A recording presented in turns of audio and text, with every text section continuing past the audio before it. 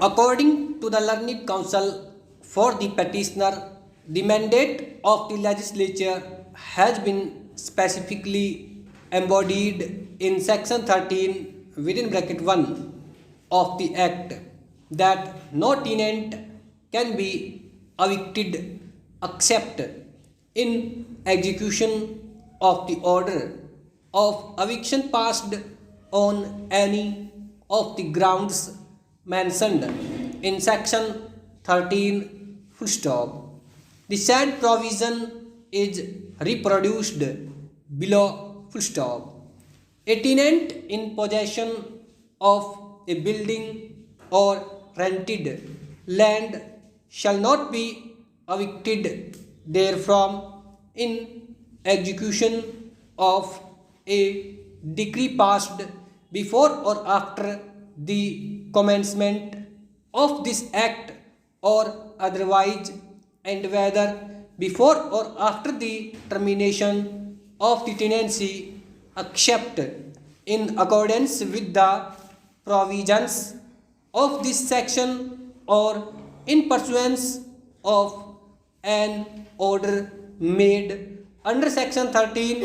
of the Punjab Urban Rent Restriction Act 1947 as subsequently amended full stop stanza. It is argued that in the present cases, the order of eviction passed under section 13A cannot partake the character of eviction under section 13 full stop. The Learned Council even went to the length of stressing the proposition that even during the enforcement of the ordinance, the order of eviction passed under section 13A was not executable under section 13 of the Act, which provides for execution of orders only under section 10 or section 13 and not any other order full stop. According to the Learned Council for the respondents, by enacting section 13A by means of the ordinance, only one additional ground of eviction was prescribed, and section 13A in these circumstances should be construed as a part of section 13 of the Act or as an exception or a proviso to the same full stop. On behalf of the petitioner, reliance has been placed on Srimati Padmavati versus Mehta, Fakir Chand and Mathuram versus Ramdita and another full stop. According to the Learned Council for the respondents,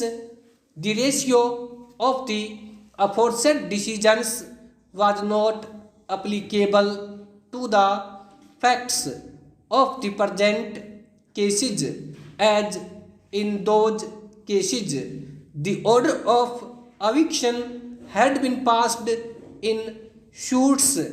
under the Transfer of Property Act and not under the provisions of the Act, and therefore the orders of eviction could not possibly be treated as the orders under section 13 of the Act full stop. If the order of eviction under section 13A can be treated as one under section 13 of the Act, obviously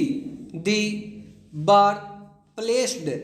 under section 13 within bracket 1 will not be there, and the argument raised on behalf of the petitioner will be benefited of all substance, and such order will also be executable under section 17 of the act full stop. However, if the order of eviction under section 13a as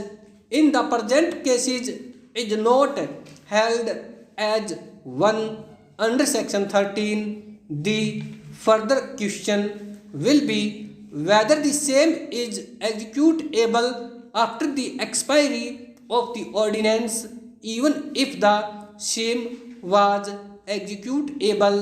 during the lifetime of the ordinance? Question mark.